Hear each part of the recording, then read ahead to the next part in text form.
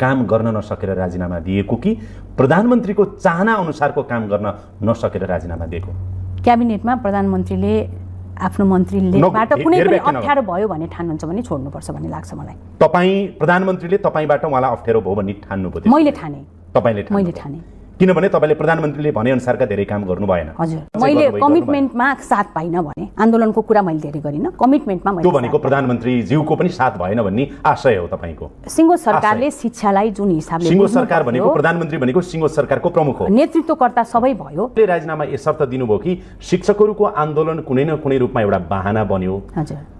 तर 9 महिनादेखि शिक्षा मन्त्री भएर तपाईँ जे गर्न खोज्दै हुनुहुन्थ्यो, यो बीचमा अब रुखो भाषामा भन्दा धेरैले बिचौलिया भन्छन्, कसैले एजेन्ट भन्छन्, कसैले के तत्त्व भन्छन्, एउटा यस्तो विभिन्न ग्रान्ड डिजाइनहरू चाहिँ तपाईँमाथि पनि भयो, जसको कारण अन्तिममा आएर राजीनामा दिनु पर्यो। हो, यस मेरा धेरै कामबाट धेरै खुसी हुनुहुन्थेन, त्यो सत्य हो होइन त? मैले नागरिकलाई खुसी बनाउने गरी काम गरेँ, जुन कुराबाट धेरै समूहहरू जसले आफूले मात्र बेनिफिट पाउनुपर्छ भन्ने ठान्नुहुन्छ, उहाँलाई मैले खुसी बनाउन सकिनँ, त्यो चाहिँ सत्य हो।